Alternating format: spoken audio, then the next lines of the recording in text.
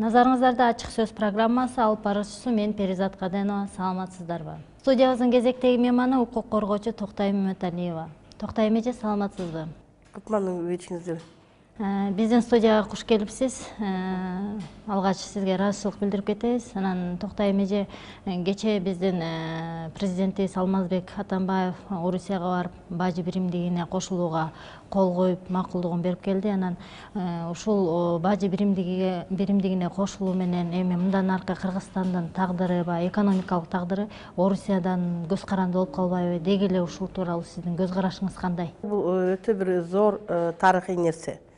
Анан баягы кор болот же кор болбойт деп айтыш азыр ядан эрте.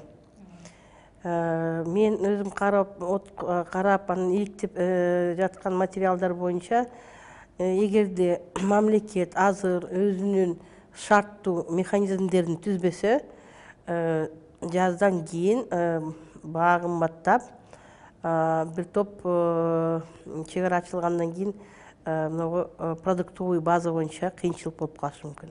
Азык түлүк боюнча да. Ошо азык түлүктүн азыр коопсуздугун программасын мамлекет тез арада кабыл алышы керек. Себеби деген биз болгону бир 5 миллионго жетпеген 5 миллион калкпыз. Бирок сельхозпродукцияга азыр муктаж болгон, тем более арзан баадагы муктаж болгон бизге чек арасын ачып аткан чоң өлкөлөр. Экинчиден, доллардын өсүшүнө байланыштуу Орусия азыр биздин жанагы айыл чарба азык түлүгүн көп алат. Ошондуктан бизге баа бүт жактан кымбаттайт. Конечно, ар бир мындай чоң кандайдыр бир бирикмелерге киргенде ар бир мамлекеттин ичинде өзгөрүү болот. Өзгөрүүнүн эки багыты болот. Кээ бир отраслдер боюнча оор болуп калат. Тилекке каршы мынакей жанагы чоң базарларда иштеп аткан Кытай аркылуу мынакей баягы көргөзмө өткөзүп, анан кийин налогторду көрсөтпөй, налогторду көргөзбөй экспорт болуп аткан товарлардын көбү токтойт жана кымбаттайт. Соответственно, элдин сатып алуу мүмкүнчүлүгү азаят.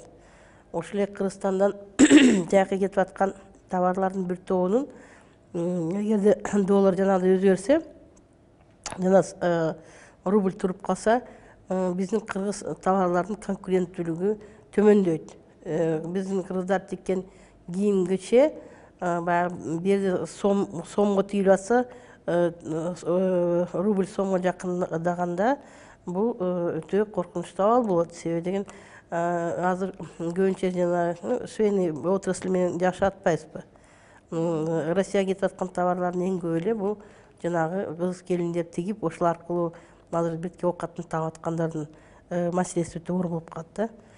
Ушул жерден Токтой эже, жанагы жеңил өнөр жайы боюнча айтып кетпедиңизби? Мисалы, Кыргызстан чынында эле баягы жеңил өнөр жайы, тигүүчүлүк жак менен Кыргызстандан жасалган деген кийим-кечелер Орусияга, башка жерлерге сатылып кетет да. Анан акыркы учурда ошо Кытайда 40% Кыргызстандан жасалган деген баягы кийим-кечелер чыгып, башка жака тароодо экен да. Анан ушул жеңил өнөр жайындагы баягы биздин тикмечилердин укуктарын кандай коргосок болот? Биринчи белгилеп коюш керек да, ошо мен өзүм дагы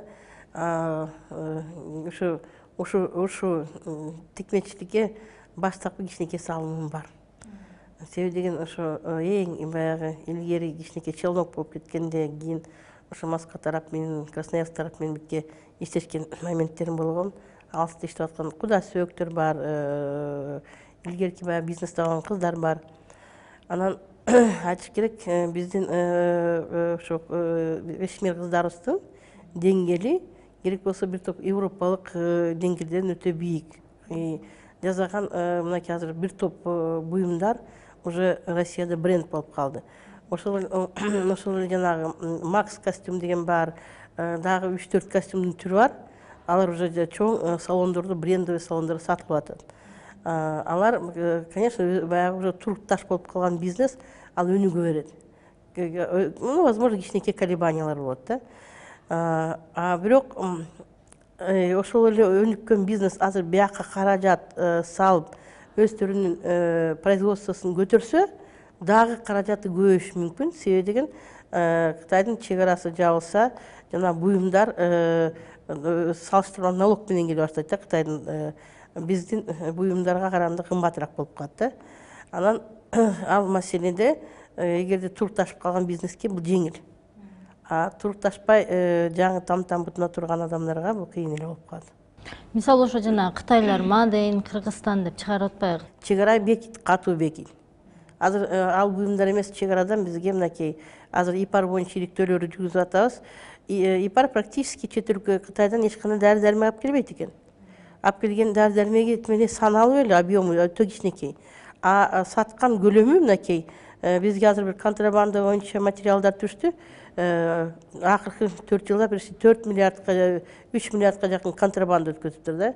Бул эмнени белгилейт? Анан жанагы ИПАРды башынан баштап иштеп келаткан адамдар $100 000 премия алыптыр. Аялдар анан кийин 80 000, 20 000 машина ар кандай. Анан ошонун себестоимостун эзептеп келсек, жанагы кокуш шумдук дары деп сатып аткан таблеткалары эмне экени белгисиз. Ал Кытайдан келген эмес. Бу жерде кайсы сарайда таблетканы чыгарышты, кандай паковать этти, кантип кайта биздин кыз келиндерди уюштуруп алдап сатып атат, бул өзүнчө чоң маселе да. Андай көрүнүштөргө эми жол жабылат. Ушул жерден мына ушуреки ИПАР деп айтып кеттиңиз, бул уйгур компаниясы деп бизде Кыргызстанда белгилүү, бирок ИПАРдан сырткары дагы Таду, Тяньши деген ушул сыяктуу уйгур компаниялары бар да. Бул сетевой маркетинг деп коет Кыргызстанда. Анан ушуларга баягы менин билишимче бизде айымдар төрөбөгөн айымдар кайрылып, ушул жерден балалуу болосуңар деп ушундай дары-дармектерин сатып ушул жерден жапа чеккендер көп да. Анан ошондой айымдар сизге кайрылып укуктарын коргодуңуз беле? 16 миңден ашык келиндер быйыл ошо замершая беременность деп мойнун алдырып атат. Буга ошо да байланыштуу болот. Экинчиден, бул аябай сетевой преступление көбөйүп атат да. Врачтар булар менен баш оту менен кирип байланып калышкан. Аларга баары дәрини иликтешпейт, дәринин далилдик жагын карашпайт. Алар эмнени билет? Мына абортко кетсе 3,5 миң алат. 3,5 миң сомдун 300 сомун жанагы кокуй балаң кыймылдабай калыптыр деген УЗИст алат. Анан дагы аборт кылгандан кийин кан сөлү калат. Аны немеге сатышат, канга сатышат да. Анан да коркунучтуу нерсе мынакей 5-6 айлык болуп калган баланы бойдон түшүртүп атат. Бала каяка кетип атат? Эмне үчүн врачтар энесине бербейт? Менде 5-6 случай болду, мындай ыйлап кетип кыздар айтып беришти. Мына кыймылдап түштү балам. Дары берген, ошо дары бергенден кийин кыймылдап түштү. Эмне болуп кеткенин түшүнбедим. Эмне болду? Анан баланы бир десеңер, бергиле десек, айтты, бул балаңга жанагы мээси жок же, неме болуп турган бала болчу деп. Балам буту менен тыпырап түшүп атат деп ыйлаган кыздар көп келди ма, келиндерчи. Ошондой эмбриондорду мисалга айтсак Кытайда окуп атат, көрүп атабыз, интернетте жүрүп атат. Жанагы стволовой клеткага $5 000 кичинекей бир түйүлгөн эмбрионду сатып атат. Бизде текшерген киши жок. Ошол плоддорду каяка алып кетип атат? Эмне кылып атат врачтар? Каяка жоготуп атат? Анан бир топ врачтар булар коммерческий бизнеске айланып жүрдү да. Коммерческий бизнеске. Ошол эле ИПАР, Тяньши деп атасың. Тяньши эгерде ошончо таптаза компания болсо, алып келип аткан эмне барекет алып келип сатып аткан жок да. Шумдук деп бири-бирине берипчи. Анча таза компания болсо, ушунча жыл иштеп, аты чыккандан кийин эмнеге бүгүн атын өзгөртүп атат? Бир топ компаниялар ушундай жульнический, аябай опасный компаниялар артынан из калтырбаш үчүн атын жабат да. Мына бүгүн Тяньши болбой Тиенс компаниясы деп таркап атат да. Кутай эже жогоруда айтып кеттиңиз, баягы сетевой маркетингтердин зыяндуулугу тууралуу, анан ошолорго мындай тыюу салууга болобу? Биз мен дагы айтып кеткимге дайым айтам. Дүйнөлүк согуштабыз. Ресурс жанагы жаратылыш байлыктар үчүн. Ал согуш көрүнгүс согуш. Бул 3-4 тараптан кетип атат. Жана сетевой маркетинг бүт багытта кетип атат да. Ошо дары-дармекте, экинчи жана кредитный компанияларда, үчүнчү нерсе чоң саясатта кетип атат да. Вот, ошо дары-дармек эң бир коркунучтуу позициясы. Себеби деген бул социалдык абалды төмөндөтөт. Ошо ооруп калган адамга мамлекет өтө көп каражат коротот. Өлүп калган адамды көмүп коюшат. Өлбөй тирүү калып инвалид болгон адамдар бул мамлекетте чоң жүк болот дагы, мамлекет өнүгө албайт. Бул механизм. Экинчиден, жанагыдай уруктуу соолутуу. Бул жакта мынакей биодобавканын бүт түрлөрү ошо уруктуу соолутуу багытта иштеген маселе болот да. Мисалга айтсак, Никомед 3D деп сатылып атат. Ада биодобавка. Аны центральная разведка, Американын центральный разведкасы иштеп чыккан. Азыр ошондой кальций ичкен эркектерге бөйрөгү иштебей калат. Тоже методика да. Вот. Азыр бөтөлкө сууларды бизге берип атат, баягы бизнес кетип атат. Мисалга айтсак, боржомду алып келип сатып аткандар, боржомду чет өлкөдөн алып келбейт экен. Берден эле бизде боржомдун тузун алып келип да, берден кыргыздын суусун коштук, анан боржом кылдык деп атат. Чет ошончо тонна тузду алып чыгып кургатыш үчүн канча деген электр энергиясы сарпталат. Баасы ошо бир бөтөлкөнү эгерде ошондой туз менен алып келсечи, ал $1000 ашып кетет бир бөтөлкөнүкү. Алып келген немеси 20-30 тыйын болуп атпайбы? Экинчи багыт тамак аш. Тамак ашты эч ким текшерген жок. Кандай тамак аш кирип атканын. Азыр генетически модифицированный продукттар кирип атат. Дагы адамдын тукумун төмөндөткөнгө берилген немелер, да, тамак аш. Мисалга айтсак, эмне жаныбарлар кирип атат, эмне кандай дары-дармектер кирип атат, кандай азык-түлүк кирип атат, бизде текшере турган эч ким жок. Анткени мамлекетти алсыздыкка алып келдик. Кандайча? Азыр айтып атат, бизде мамлекет жарды, бирок эл бай деп атат. Ал механизмдер эмнеге керек? Жергиликтүү эл жарды болот да. Бирок алып келип киргизип аткан сырттан адамдар, алар башка улуттун эли. Алар Кыргыздын кызыкчылыгын коргошпойт. Алар байыша берет, бияктан чыккан байлыкты ташый берет. Ошо ИПАРдын эле өкүлүн көрдүк, Абдулаким деген мырза менен азыр сот иши болуп атат да. Азыр бир дагы которгон инвестициялык акчалары жок. Кытайдан $20,000 ашык акча алып келгенге болбойт экен.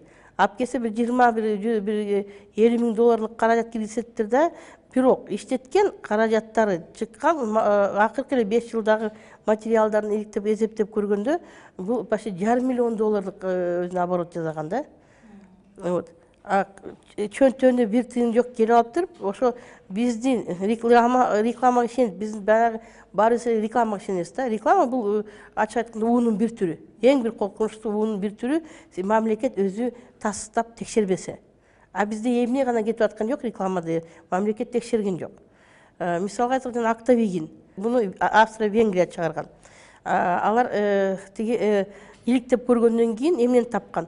Ошо Октавигин ичкен балдардын мээсинин жанагы немелери сеткасы желип кетет экен. Себеби деген Октавигин бул торпоктордун мээсинен карнынан кайнаткан дары. Анан торпоктукка алып келет экен да. Ошондуктан баягы жашы карысына карабай, анан боюнда бар аялдардын баарына берип атат. Ал Октавигин $3,500 сатып атат. Ал накта у. Аны алып келген Ротофарм деген компания, мына эч нерсеси жок келген компания, азыр миллиардер компаниянын бирлери болуп атат. Гардианда жазып атат, Ротофармдай преступник жок. Алар немелери жок, сертификаттары жок, Кыргызстан шерменде болуп ичип атат, жеп атат деп. Анын маалыматты биз коопсуздук органдарына берип атабыз, ал караган жок. Мына Ширин Айтматова соттошту эле, кайта аны почти жеп коеюн дешти. Башка дагы Нурбек Токтокунов соттошуп атат да бул иш боюнча. Ошондон эл өз бири-бирибизге маалымат жеткизиш керек да. Актабегинди жаздыбы, отказ бергиле. Аксарбилди жаздыбы, отказ бергиле. Жанагы интерферон деп атасыңар. Интерферон очень опасный балдарга. Аны токтоткула. Турцияда азыр мынакей, Чехияда да, Европанын өнүккөн өлкөлөрүндө бала чүчкүрүп ышкырып калса, жылуу суу, кайнак жылуу суу, лимон менен эле беришет экен. Мына бир 10 күн ошону карайт экен, кайнак суу. Парацетамол, аспирин бүт дүйнөдө только рецепт менен. Жана биодобавка деген нерсени эч ким сатпайт. Болгон дүйнөдө 300 дары-дармек бар. Алар баягы эле эски классикалык дары-дармектер да, далилденген. Аналгин, аспирин, цитрамон, башка баягы илгери биз колдонгон дарылар да. Башкалар жок. Анан экинчи нерсеси жакты, мага айтышты врачтар, врач аксакал киши экен, айтты. 2 түрү бар деди. Каласаңар бат түрү бул дары-дармек аркылуу. Жок, бирок туруктуу айгам десеңиз. Бул өзүңөрдүн эле Кыргызстанда толгон токой витаминдер. Анткени азыр витаминдерде эмне чыгып атканы белгисиз.